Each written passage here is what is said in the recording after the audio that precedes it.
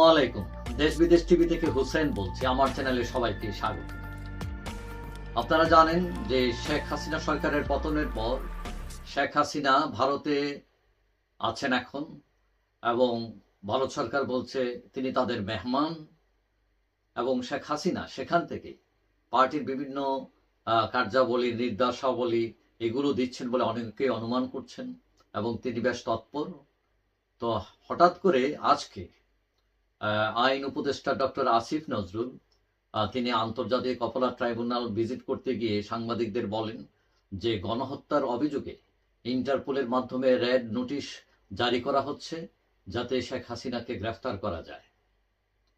এবং তিনি বলেন যে এটাও সমালোচনা করেন যে আমরা জানি যে 2-3 দিন আগে লন্ডনে থেকে সিলেটের প্রাক্তন মেয়র তিনি একটি অভিযোগ দায়ের করেছেন যে ইন্টারন্যাশনাল ক্রিমিনাল কোর্টে হ্যাগে শেখ হাসিনার মানে সরকারকে উৎখাত করার জন্য এবং অনেক লোককে হত্যা করার জন্য, পুলিশকে হত্যা করার জন্য। তো এইটা নিয়ে তিনি বলছেন যে বিশ্ব জনমতকে বিভ্রান্ত করতে মানে এই অভিযোগ দায়ের করা হয়েছে, এবং ডক্টর ইউনূস এবং তার সরকারকে অপদস্থ করার জন্য মানে এটা হচ্ছে আওয়ামী লীগের এটাও একটা প্রচেষ্টা। এবং তিনি বলছেন যে এটার কারণে যে সরকারের মর্যাদা ক্ষুণ্ণ হতে পারে। তো এইটা আইসিসিতে গিয়েছে আওয়ামী লীগ।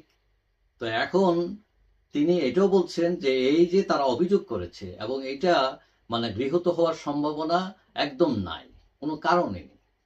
কারণ তিনি বলছেন এটা কোনো মামলা না, এটা হচ্ছে একটা পিটিশন। মানে যে কোনো মানুষ চাইলে মানে একটা পিটিশন দায়ের করতে পারে। এটা গ্রহণ করা না করা হচ্ছে যে আদালতের এখতিয়ার। তারা করতেও পারে, না করতে পারে, এটা লজিক, এটার পেছনে কি ডকুমেন্ট, এইসব বিষয় তারা মানে এটা সবকিছু যাচাই বাছাই করবে। এবং তিনি বলছেন যে এই ক্ষেত্রে এটাকে গ্রহণ করার কোনো যৌক্তিকতা নেই, কোনো কারণ নেই। এবং তিনি এটাও অভিযোগ করছেন, বলছেন যে আওয়ামী লীগ এটা মানে এই যে মিথ্যা প্রচারণা চালাচ্ছে, তারা নিজেদেরকে আত্মরক্ষা, তারা অনেক অপরাধ করেছে শেখ হাসিনাকে রক্ষা করার জন্য, তারা আত্মরক্ষার জন্য এইসব মামলা এবং মিথ্যা প্রচারণা চালাচ্ছে। তো এখন শেখ হাসিনা কোথায় আছেন এটা সবাই জানে, এবং তাকে ধরতে গেলে ইন্টারপোল লাগবে, এবং ইন্টারপোলকে তারা গিয়ে ভারত থেকে ধরে ফেলবে। মানে এইগুলো অনেকটা মানে কোনো সামঞ্জস্য নেই এগুলোর সাথে, কথাবার্তার সাথে। তবে এটা হয়তো আওয়ামী লীগের উপর একটা চাপ তৈরি করার জন্য, শেখ হাসিনার মুখ বন্ধ করার জন্য এটা হইতে পারে, এবং সরকার এটা করতে পারে, লিগেলি করতে পারে। এবং এইটা ইন্টারপোলও হয়তো বিবেচনা করে দেখবে যে তাদের কতটুকু